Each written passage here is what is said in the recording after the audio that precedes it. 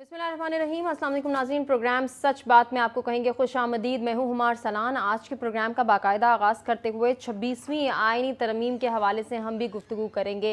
एक जानिब जहाँ आइनी तरमीम के मुसव्वदे को बहुत ज़्यादा डिस्कस किया जा रहा है, वहीं दूसरी जानिब हम ये भी देख रहे हैं कि मौलाना फजलुर रहमान इस वक्त बहुत हाईलाइटेड हैं कि क्या मौलाना फजलुर रहमान को हुकूमत मना पाएगी या नहीं। हुकूमती अरकान मौलाना को क्यों मना नहीं पा रहे, और अब किरदार सामने आता है चेयरमैन पाकिस्तान पीपल्स पार्टी बिलावल भुट्टो जरदारी का, जिनके हवाले से ये लगता था कि शायद वो मौलाना को नहीं मना पाएंगे। लेकिन जब ये खबर हमारे सामने आई कि JUIFA और पाकिस्तान पीपल्स पार्टी मुश्तरका आइनी तरमीम का मुसव्वदा तैयार करेगी और ये फैसला किया गया है, जिसमें बिलावल भुट्टो जरदारी की जानिब से जो स्टेटमेंट आई कि 26वीं आइनी तरमीम से मुतालिक मीडिया में जो ड्राफ्ट गर्दिश कर रहा है वो असल नहीं है, वो फेक है। आया ये बात दुरुस्त है या नहीं? क्योंकि जो ड्राफ्ट मीडिया पे गर्दिश कर रहा है यकीनन वो भी किसी प्रोसेस के थ्रू आया है, किसी प्रोसीजर के थ्रू आया है। ये तो एक अलग बहस है। इसके साथ साथ जो हुकूमती अरकान को जिम्मेदारी सौंपी गई थी मौलाना फजलुर रहमान को मनाने की, कन्विंस करने की, वो क्यों नहीं कर पाए हैं। राना सनाउल्लाह इस हवाले से ये स्टेटमेंट और जस्टिफिकेशन देते हुए नजर आए कि हुकूमत की जो मुशावरती टीम है उसकी नेग्लिजेंस है या वो कसूरवार है जिसकी वजह से मौलाना फजलुर रहमान नहीं मान रहे या हम उनको नहीं कन्विंस कर पा रहे। ओवरऑल हुकूमती अरकान की जानिब से जो स्टेटमेंट्स आ रही हैं उसको भी ज़ेरे बहस बनाएंगे, लेकिन इसके साथ साथ मौलाना फजलुर रहमान के भी कुछ मुतालबात हैं। आया PTI के हवाले से वो मुतालबात हैं या नहीं, इस पर भी हम ज़रूर डिस्कशन करेंगे। जो मेहमान हमारे साथ मौजूद हैं तारुफ कराते हैं, गुफ्तगू का बाकायदा आगाज़ करते हैं। सीनियर एनालिस्ट PJ मीर साहब हमें ज्वाइन कर रहे हैं, खुशामदीद कहना चाहेंगे सर। एक और सीनियर एनालिस्ट असद खरल साहब भी हमारे साथ मौजूद हैं, सर आपको भी प्रोग्राम में खुशामदीद कहेंगे। लॉ एक्सपर्ट जुल्फ़िकार राहत साहब भी हमारे साथ कुछ ही देर में मौजूद होंगे। PJ मीर साहब, सर गुफ्तगू का आगाज़ मैं आपसे करना चाहूँगी। ये जो गुज़श्ता 3-4 रोज़ से हमारे सामने सिनेरियो है और उसके बाद अब बिलावल भुट्टो जरदारी की ये स्टेटमेंट कि मीडिया पे जो मुसव्वदा गर्दिश कर रहा है 26वीं आइनी तरमीम के हवाले से वो फेक है, वो असल नहीं। सर आप इस स्टेटमेंट को कैसे देख रहे हैं? ऐसी जब स्टेटमेंट्स आती हैं ये एक टेस्टर होती है अवाम के लिए और पॉलिटिकल पार्टीज के लिए, और फिर पॉलिटिकल पार्टीज वे करती हैं कि अवाम क्या बात कर रही है। तो ये टेस्टर्स होते हैं, ये कोई इस तरह उठ के कोई नहीं आ जाता। ये इसलिए आते हैं कि एक वो क्या कहते हैं उर्दू का लफ्ज़ है शुरा, एक शुरा छोड़ और अब देखेंगे कि इसका रिएक्शन क्या होगा। So this is all there it is to it, क्योंकि at the end of the day बात तो आती है मौलाना फजलुर रहमान के ऊपर कि इनका रोल आगे होगा, इनकी क्या कंट्रीब्यूशन होगी। क्या ये दोबारा एक यू टर्न मारेंगे, नहीं मारेंगे? मेरी नज़र में नहीं मारेंगे, क्योंकि बेसिकली यहाँ इनका अपना एक पॉलिटिकल फ्यूचर भी है, इज एट स्टेक। बिकॉज मौलाना साहब को ये जितनी भी पॉलिटिकल पार्टीज हैं PDM में, इन्होंने उनको इस्तेमाल किया और उसके बाद उनको साइड पे कर दिया और उनको कोई ऐसी इंपॉर्टेंस नहीं दी जो कि देनी चाहिए, क्योंकि मौलाना साहब ने ही ये सारी मूवमेंट को आप कह लो कि इनिशिएट किया, आगे लेके चले और बीच कप्स भी आई। सो आई थिंक मौलाना साहब has learned his lesson and I think वो आवाम की पॉलिटिक्स करेंगे, क्योंकि डोंट फॉरगेट कि हम एक्सपेरिमेंट्स बहुत करते हैं अपने सिस्टम्स के साथ और मैं इसको कहता हूँ एक पॉलिटिकल फेलियर। जब आप चीज नहीं होती है आप क्या करते हैं, लालपुर का फैसलाबाद, और भाई किंग फैसल ने क्या किया है फैसलाबाद के लिए? जिसने बनाया तुमने उसका नाम उड़ा के रख दिया। फिर उसके बाद नज़ीराबाद, नवाब शाह का नाम है, नवाब शाह ने बनाया, बेनज़ीराबाद आपने कर दिया। आप मनकूम साहिवाल, ये जो चीजें हम करते हैं ना, ये एडहॉक और टेम्पररी चीजें हम अपने को तोड़ रहे हैं और तोड़ते जा रहे हैं। यही चीज आज आपकी कॉन्स्टिट्यूशनल, ये जो आप कह रहे हैं कि इसकी रेक्टिफिकेशन कह लो या मॉडिफिकेशन कह लो, तो यही चीज हो रही है आपकी। और इसके अंदर भी आप देखेंगे कि इसके बड़े ड्रॉबैक्स हैं, काफी इसके ड्रॉबैक्स हैं, बट आई डोंट नो कि ये इसका बनेगा क्या, बिकॉज हम अपने सिस्टम के साथ बहुत बुरा खेल रहे हैं, सिर्फ अपने मकासद के लिए, सिर्फ एक political parties point of view, not people's point of view. Assembly है ही नहीं है, असेंबली वैसे डिस्प्यूटेड है, यू नो, ऑन 45 and 47 उसके ऊपर वैसे डिस्प्यूट पड़ा हुआ है, लोग उसको एक्सेप्ट नहीं कर रहे हैं, and the government is still running, it has to run anyway. But the question is, इसकी जो आपके legitimacy, opposition की absence, and then bills being passed, ये एक बड़े इसके long lasting इसके effects होंगे. We'll have to wait and see. Sir, जिस तरह से हम अभी डिस्कशन कर रहे हैं और साथ ही साथ ये भी देख रहे हैं कि हुकूमती अरकान की जानिब से भी कुछ स्टेटमेंट सामने आ रही हैं। मौलाना को मनाने की बेसिक जिम्मेदारी तो मोहसिन नकवी साहब और अता तारड़ साहब को दी गई थी, लेकिन वो मौलाना को कन्विंस नहीं कर पाए, बिलावल भुट्टो जरदारी आ गए और अब ये कहा जा रहा है कि पीपल्स पार्टी और JUIFA का इत्तेहाद मुमकिन है। तो सर, आपको ये बात किस तरह से लग रही है कि आने वाला वक्त क्या हुकूमती अरकान के लिए, बिलखुसूस मुस्लिम लीग नून के लिए, क्या ये इत्तेहाद टफ टाइम दे सकेगा उन्हें? बिल्कुल टफ टाइम देगा।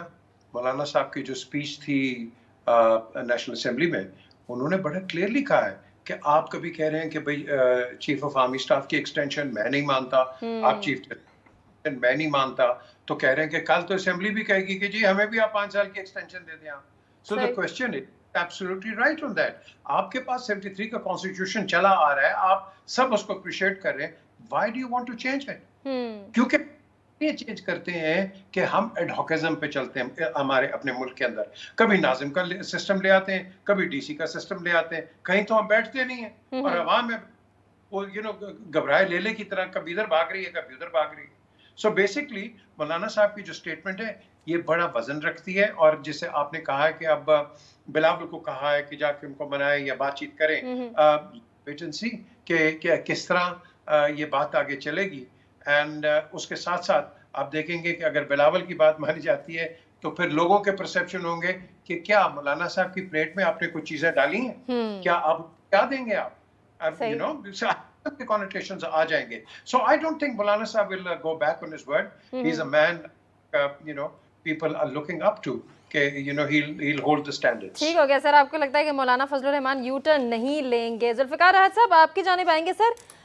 26वीं आईनी तरमीम के हवाले से जो ड्राफ्ट तैयार किया गया, फिर इसकी शिकों को भी थोड़ा सा कॉन्फ्लिक्ट रेज किया गया उसके हवाले से। अब ये कहा जा रहा है ये फेक हैं, असली नहीं है। अता तारड़ साहब ये कह रहे हैं कि ड्राफ्ट को जानबूझ के मशकूक बनाया जा रहा है। ओवरऑल कानूनी तकाजे क्या हैं, ज़रा 26वीं आईनी तरमीम के हवाले से थोड़ा सा आप भी हमें बता दीजिए।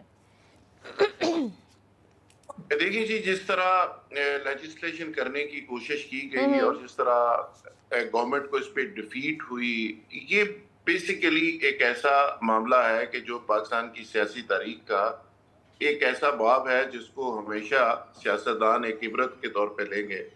मिसाल के तौर पे जिस तरह ये सारा कंडक्ट किया गया, जिस तरह ड्राफ्ट के बारे में एक मुहिमा बना रहा कि जी ड्राफ्ट किसी के पास है ही नहीं, यानी लोगों को पाबंद कर दिया गया। इस्लामाबाद जो असेंबली के अंदर लोग बैठे हुए थे, जो लेजिस्लेटर कहलवाते हैं, उनको पता ही नहीं था कि ड्राफ्ट किस बला का नाम है। मासवाए 3-4 लोगों के, जिसमें प्राइम मिनिस्टर थे, जिसमें आजम नजीर तारड़ थे, जिसमें नवाज शरीफ साहब थे, इसहाक डार साहब थे, इनके अलावा और चंद अहम शख्सियात। नहीं, अता तारड़ साहब कह रहे हैं कि वजीर कानून भी थे और अटॉर्नी जनरल भी शामिल थे। करता हूँ वजीर कानून की तो मैंने बात कर दी ना। अब देखें, इन 4-5 लोगों के अलावा किसी के नॉलेज में था ही नहीं कि ड्राफ्ट है क्या। अच्छा, फिर वो ड्राफ्ट छुपाया गया और जिनसे आप वोट मांग रहे हैं उनको ड्राफ्ट नहीं दिखा रहे। और फिर सबसे बड़ी बात, आजम नजीर तारड़ साहब जब सेशन के अंदर आते हैं, मीडिया उनसे सवाल करता है तो वो कहते हैं हाँ जी मुझे भी मिल गया।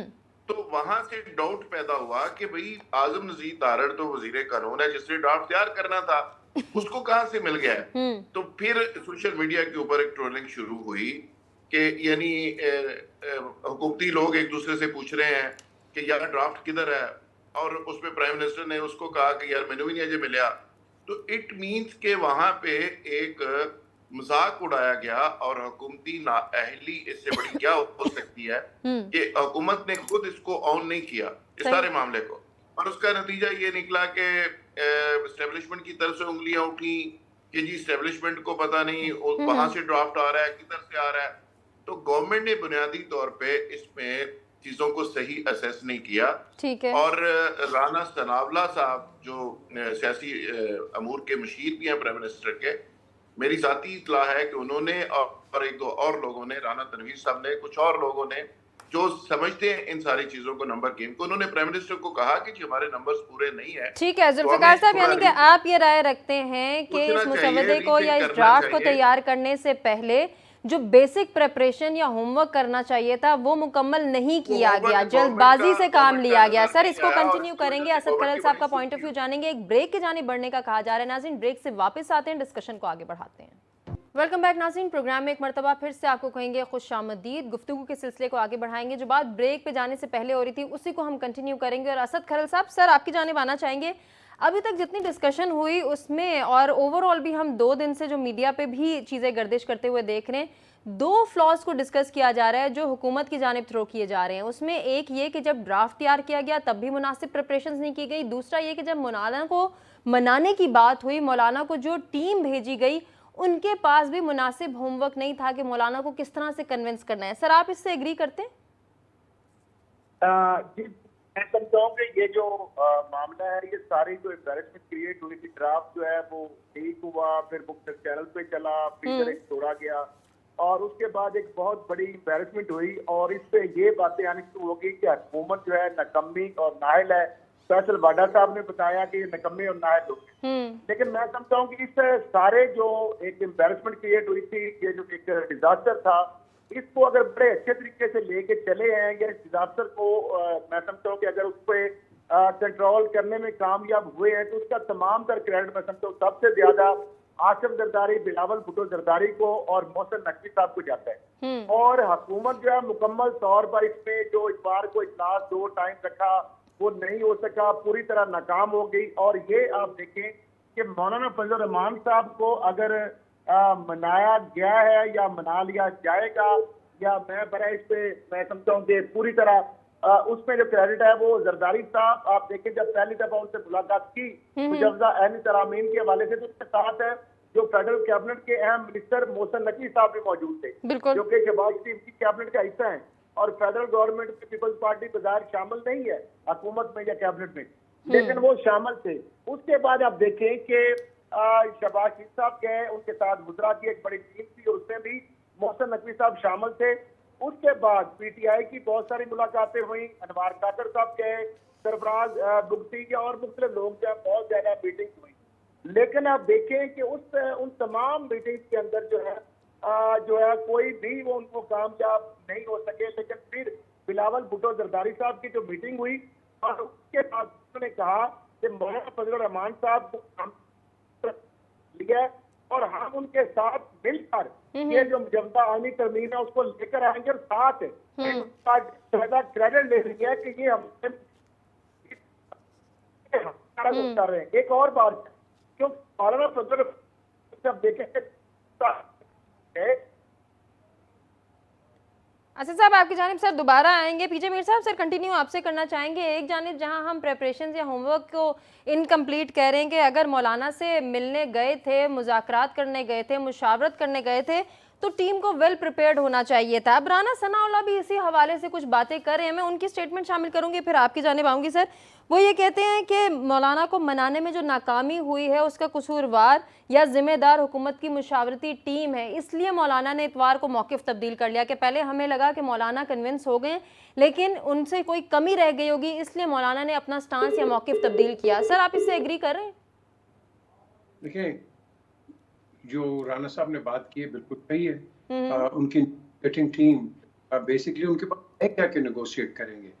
लेकिन एक चीज आप देखो कि with the greatest of respect to Mohsin ये पॉलिटिकल तो नहीं है ना, या आगे। और आज जो भी आप मुशावरत और या एक दूसरे के मशवरे ले रहे हैं और मोहसिन एक नॉन पॉलिटिकल एक्टर को आप अंदर बिठा रहे हैं, तो that means your is a failure। आप हैं वो तो फेल हो गए। आपने अब रिजॉर्ट किया कि मोहसिन नकवी जाके बात करें, so the credit goes to Mohsin कि देखो वो नॉन पॉलिटिकल एक्टर होके उधर जाके इनसे नेगोशिएशंस कर रहे हैं। But again that again remains to be seen कि आगे क्या होगा, क्या मौलाना साहब मानेंगे या नहीं मानेंगे। But I don't think so ये मानेंगे, बिकॉज अगर तो ये मानते हैं तो मैंने जैसे पहले भी कहा है कि इनके जो पॉलिटिकल एक रास्ता है ये पॉलिटिकल, उसके ऊपर एक बहुत बड़ा धचका लगेगा। सर एक चीज़ और हम बार बार डिस्कस कर रहे हैं कि अगर प्रिपरेशंस मुकम्मल नहीं थी, आपने इजलास बुला लिया, अगर राना सनाउल्लाह की बात दुरुस्त है जिस तरह से वो कह रहे हैं कि मैं बार बार ये बात कह रहा था कि नंबर्स पूरे नहीं है, फिर इजलास बुलाने में इतनी जल्दबाजी क्यों की गई? बिकॉज सबको पता है ये जो काम हो रहा है ये ठीक नहीं है। सारे पॉलिटिकल्स को आप देख लो, ये कितना शोर मचाते थे, ओ जी देखो आर्मी चीफ को एक्सटेंशन दे दी, ओ जी इसको नहीं देनी चाहिए। आज आपने इसके अंदर एक प्रपोजल डाल दिया कि भाई आर्मी चीफ को भी हम कर सकते हैं। फिर आप ये पहले मुझे बताएं कि जो मर्जी वजीर आजम हो, ये आज तो शहबाज है, कोई भी वजीर हो, मुझे आप बताओ वो किस बेसिस के ऊपर एक जज अपॉइंट करेंगे? क्या do they know the quality, the ability, the capability of the जज? डू दे नो कि इस आदमी के अंदर क्या चीज है? आप तो वही अपॉइंट करेंगे कि जो कि परसेप्शन है कि जो आप फेवर करेगा। तो जब आपको कोई फेवर करेगा तो आपकी ये तरमीम जो है बेसिकली इट गेट्स कॉम्प्रोमाइज। ये टाइमिंग ही गलत है कि जिसके अंदर आपने इस प्रपोजल को आगे लेके आया है। एंड आई थिंक सो कि काजी फाइज ईसा भी इसको एक्सेप्ट करेंगे, but that again Mansoor Ali Shah ने तो कह दिया है कि भाई वो तो इसको एक्सेप्ट नहीं करेंगे, वो तो उसी तरह अपना वोट उठाएंगे, you know how it is.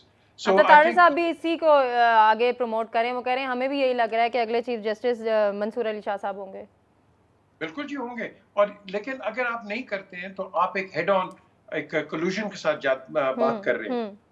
Political circle से ही होता था ना जी कि आप आर्मी अपना रोल प्ले करे, जुडिशरी अपना करे, एग्जीक्यूटिव अपना करे। इन्होंने तो पकड़ के दोनों को मुलव्वस कर दिया इसके अंदर, मुझे बता दो आप। So you know where is that, वो पुराने जो डेमोक्रेटिक नारे थे, कहाँ गए हैं वो डेमोक्रेटिक नारे? बिल्कुल ऐसे ही है। और तकलीफ एक आदमी के लिए, वो जो अंदर बैठा हुआ है अडयाला जेल के अंदर, तकलीफ उसकी है, और उसके लिए आप ये सब चीज चेंज कर रहे हैं। अच्छा सर, ये जो आप बात कर रहे हैं ना, ये बड़ी अहम बात है। जुल्फिकार राहत साहब, कानूनी माहिरीन इस हवाले से क्या कह रहे हैं? सर आप अपना ओपिनियन दे दीजिए, फिर मैं असद खरल साहब से डिस्कस करना चाहूंगी उनका पॉइंट ऑफ व्यू। इसमें जो लेजिस्लेशन होती है, इसकी एक रूल ये होती है कि लेजिस्लेशन को आपने एक टाइमिंग के लिहाज से देखना होता है कि उसकी टाइमिंग क्या है।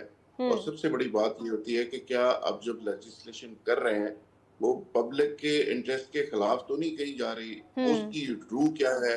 और फिर सबसे बड़ी बात ये होती है कि लेजिस्लेशन के लिए जरूरी होता है कि जो उसके स्टेक होल्डर्स होते हैं उनके साथ आप डिस्कस करते हैं, और इसके ऊपर बड़ी ब्रेनस्टॉर्मिंग होती है, और उसके बाद जाके वो एक कानून की शक्ल इख्तियार करती है और उसकी लेजिस्लेशन होती है। ये जिस तरह से किया गया ये बिल्कुल एक अननेचुरल था। रातों रात, यानी आप हफ्ते और इतवार की शाम को अब ये सब कुछ कर रहे हैं, आगे अगले दिन इतवार है, फिर इतवार के दिन आपने कोशिश की सिर्फ इसलिए कि इस पर सुप्रीम कोर्ट के अंदर कोई पिटीशन न चली जाए, और इमरजेंसी में रात के अंधेरे में जो सारी एक्टिविटी हुई उसकी वजह से लोग मशकूक हुए। और मैं जो पहले बात कर रहा था कि जब आपके वजीर कानून ये कहते हैं, यानी इजलास के अंदर जब वो जाते हैं और वहां भी कहते हैं कि हाँ जी मुझे भी मुसद्दा मिल गया, तो वहां से डाउट ये हुआ कि मुसद्दा था किधर भाई? अगर वजीर कानून को भी अभी मिला तो था किधर? अच्छा, दूसरी चीज ये है कि हम बार बार ये बात कर रहे हैं कि जी मनाने में गलती हुई, फलानी टीम को जाना चाहिए, उनको ऐसे बोलना चाहिए। सवाल ये है कि क्या कोई आपका मुलाजम है कि फजलुर रहमान साहब को जब मर्जी आप उनको कहें, वो बेचारे हजारों की तादाद में लोग लेके आए, आपको जेल से छुड़वाएं, जेल से छुड़वा के जहाज पे बैठाएं, और उसके बाद आपको बाहर मुल्क से भिजवाने में वो अपना रोल प्ले करें, आपको रेस्क्यू करें। नवाज शरीफ साहब को किसने छुड़वाया था?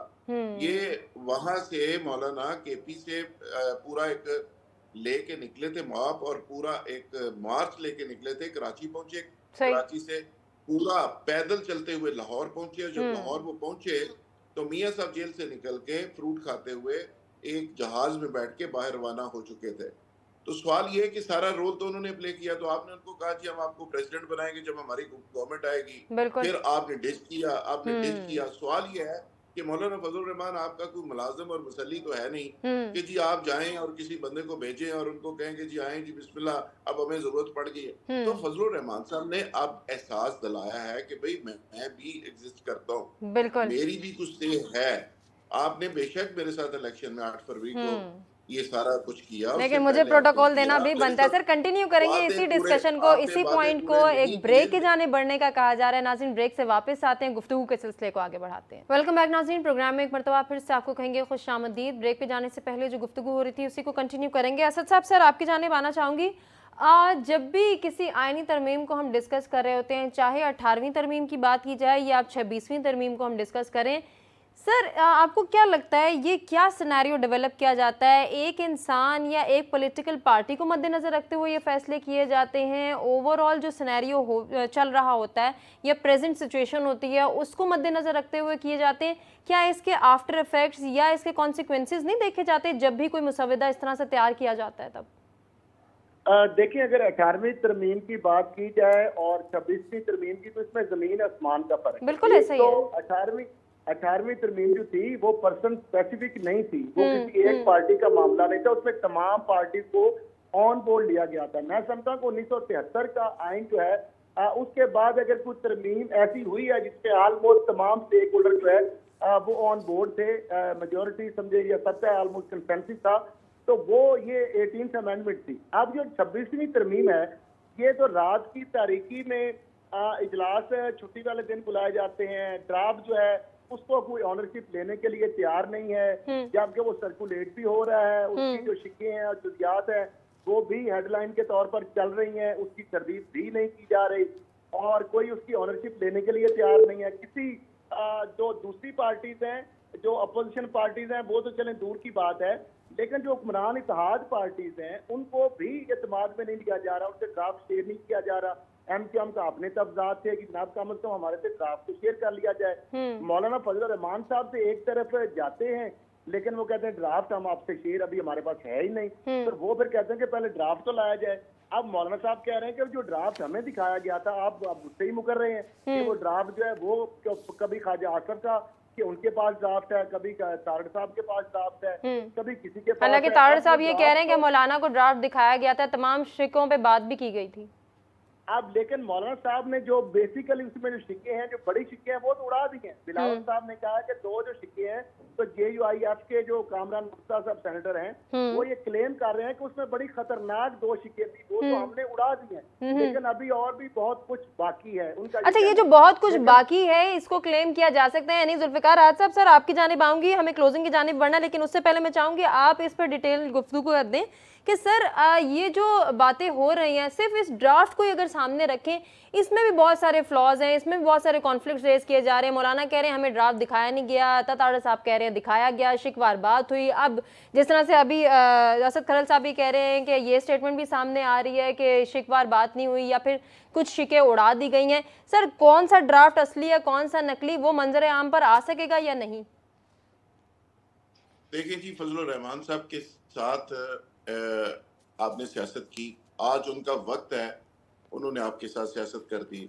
ये टाइमिंग जो पहले मैंने बात की थी वो टाइमिंग बड़ी इंपॉर्टेंट होती है। जो अखबार सुबह 20 रुपए का बिकता है, शाम को वो 20 रुपए किलो के हिसाब से बिक रहा होता है। तो आज वक्त था, फजल रहमान साहब ने छक्का मार दिया। अब दूसरी रह गई बात कि इस ड्राफ्ट के अंदर क्या है, कैसे है, क्यों है। जो लोग इसको लाना चाह रहे हैं उसका प्रॉपर उनका होमवर्क नहीं था। और देखिए, कोई भी गवर्नमेंट अगर कोई लेजिस्लेशन लाना चाहती है, कोई बिल टेबल करती है और वो बाउंस हो जाता है तो वो अपना इत्मीनाद खो जाती है, यानी उसके बाद उसको इत्मीनाद का वोट लेने के लिए भी कहा जाता है कि आप अपनी अक्सरियत खो चुके हैं। तो देखें मौजूदा जो सिचुएशन चल रही है इसमें तो मॉरली भी गवर्नमेंट के हवाले पे एक सवालिया निशान लगा हुआ है और अक्सरियत के लिहाज से भी उनके अपने लोग कह रहे हैं कि हमारे नंबर्स पूरे नहीं थे। लेकिन अब देखना यह है कि पाकिस्तान के अंदर जो लेजिस्लेशन की तारीख है वो देखिए कोई ऐसी ये अनहोनी बात नहीं हो रही, इसी तरह ही लेजिस्लेशन बदकिस्मती से होती रही है। कर्नल लियाकत साहब थे जो इमरान खान साहब के दौर में, एक कर्नल लियाकत साहब होते थे जो पार्लियामेंट को डील करते थे और वो सारी लेजिस्लेशन को वो मॉनिटर करते थे। जो बिल पीटीआई की गवर्नमेंट चाह रही होती थी वो कर्नल लियाकत साहब वहां पे डंडे के जोर पे पास करवा देते थे। लोगों को घरों से बुलवा लिया जाता था, उठा लिया जाता था, इस्लामाबाद पहुंचा दिया जाता था और रातों रात वो बिल पास हो जाते थे। मसला ये है कि जो सबसे बड़ी इंपॉर्टेंट बात है, इस सारी जमहूरियत में सबसे बड़ा स्टेक होल्डर अवाम है। सवाल ये है कि अवाम तो मिसिंग है। अवाम से कौन पूछ रहा है ये सारे मामले में? कौन पूछ रहा है? अवाम के तो नुमाइंदे हैं ना पार्लियामेंट के अंदर, वो नुमाइंदों से कौन पूछ रहा है? उनकी विल कौन चाह रहा है? सवाल यह है कि जिस तरह आपने लोगों को देखा पार्लियामेंट के अंदर बिहेव करते हुए, यानी वो लोग जो पार्लियामेंट के अंदर बैठे हुए थे वो कहते हैं जी हम तो 2 दिन से आ रहे हैं, बैठे हुए हैं, पाबंद हैं, लेकिन हमें नहीं पता, हमारे पास ड्राफ्ट नहीं है। तो असूली तौर पे एक एक बंदे को पता होना चाहिए, इस पे डिबेट होनी चाहिए बिल्कुल लेजिस्लेशन के हवाले से, और इसको बच्चे सर, बच्चे ये को बड़ी पता होना अहम चाहिए। बात अगर आप कर रहे हैं कि आम कौम आदमी के से लिए बना लेकर या रहे हैं जिन्होंने तो फैसला कौम ही एक करना दूसरे है के उन अवाम सबको एक दूसरे पता के होना साथ मांग चाहिए रहे कि ड्राफ्ट में क्या है, इसकी शिकें क्या कह रही हैं। पीजे मीर साहब, अब एक और बहस भी सामने है। जैसे हुकूमती अरकान ये कह रहे हैं कि अगले 10 दिनों में मुशावरत का अमल मुकम्मल हो जाएगा, फैसला हो जाएगा। व्हाट इफ अगर हुकूमत इस आईनी तरमीम को मंजूर नहीं करा पाती तो फिर नून लीग का स्टांस क्या रह जाएगा? वो अभी जुल्फकार राहत ने बड़ी अच्छी बात की है कि ये दिखाएंगे, वो फिर एंड में दिखाएंगे, वो eight the end of the, अब क्या दिखाएंगे ये आपको टाइम ही बताएगा। द क्वेश्चन इज कि आप जब एक फ्लिम्सी ग्राउंड के ऊपर किसी चीज को आप आगे लेके जा रहे हो और उस तैयारी आपने नहीं की है और लोगों को कह रहे हो, बता रहे हो, और किचन कैबिनेट के अंदर लोगों को पता है, rest of the cabinet doesn't know, parliament को पता नहीं है, तो मुझे बताएं ऐसा कौन सा बिल है ये कि जो जो आप कहेंगे कि पब्लिक इंटरेस्ट में होगा? देखो परसेप्शन सर, इस जल्दबाजी की, अर्जेंसी की, इतनी इमरजेंसी की जो जिम्मेदारी है वो किस पर आयद होती है? इसका कसूरवार आपकी नजर में कौन है इस वक्त? Bad advisers to the prime minister. That मैंने नवाज शरीफ को भी कई दफा कहा है, he is been a victim of bad advice, Imran Khan a victim of bad advice, and even to an extent Benazir victim of bad advice. Question कि हमारे नीचे जो वो जो होते हैं ना, ये साइकोफेंट्स, ये चमचे, ये मरवाने वाले होते हैं हर लीडर को। और I tell you, Nawaz Sharif would be a very disappointed man कि देखो ये इन्होंने फिर मुझे लेट डाउन किया है, मेरी पार्टी को फिर डाउन किया है कि ये सही तरह नेगोशिएशंस नहीं कर सके, सही तरह अपना होमवर्क नहीं कर सके।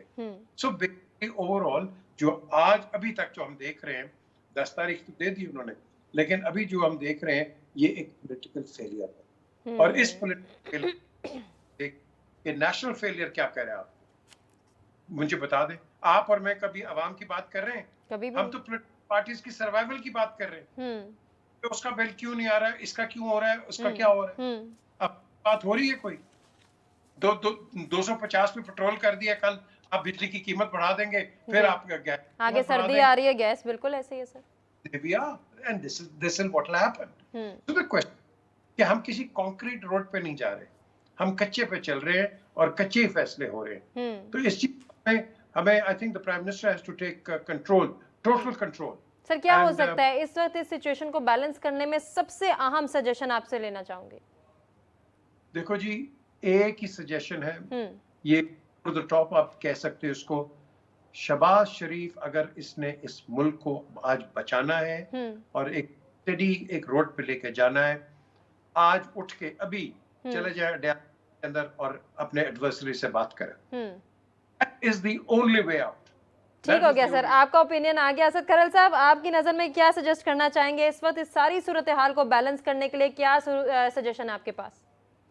मैं समझता हूँ कि जो जिस तरीके से ये हुकूमत है, ये जिस तरीके से करने की कोशिश की है, पूरी तरह ये फ्लॉप हुआ है और नवाज शरीफ साहब डिसअपॉइंट होके वापस आए हैं। लेकिन मैं समझता हूँ इसको जो पीपल्स पार्टी, बिलावल भुट्टो जरदारी, आसिफ जरदारी और मौसल नकवी साहब ने सारे मामले को संभाला है और शायद वो इस क्राइसिस से निकल आए और ये बिल आकर जो है वो करने में कामयाब हो गए। इसमें कुछ हद तक जो मौलाना फजल रहमान साहब की जो रेजिस्टेंस है पीपल्स पार्टी आरएलडी से कर चुकी है कि हम कुछ चीजें जो है आपके साथ मिलकर करना चाहते हैं। तो जो नून लीग जो हुकूमत फैसल थी वो पूरी तरह इसमें नाकाम होती नजर आई है और ये जो अगर हो रहा है या होने जा रहा है तो मैं समझता हूँ इसका क्रेडिट जो है पीपल्स पार्टी को और मौसल नकवी को जाता है, लेकिन हुकूमत जो है वो बुरी तरह इसमें नाकाम हुई। सर, एक जुमले में बता दें, क्या जेयूआई पे पीटीआई को साथ मिलाएगी या नहीं मिलाएगी? ये मुतालबा कर सकती है जो है वो इसी तनख्वाह पे काम करेंगे और वो हुकूमत का आइन के जो तनाजर में 1973 के आइन के तनाजर में मुल्क के वसी तर मफाद की खातिर हुक्मरान इत्तेहाद की मुजवदा आइनी तरमीम जो पीपल्स पार्टी अब लीड उसको कर रही है उसको वो सपोर्ट करेंगे, पीटीआई का साथ नहीं देंगे। ठीक हो गया सर, आपका ओपिनियन आ गया। अपने तमाम मेहमानों का शुक्रिया अदा करना चाहेंगे नाज़रीन जिन्होंने अपने कीमती वक्त और कीमती तज्ज़िये से आगाह किया, और आपसे इजाज़त लेंगे। अल्लाह निगहबान।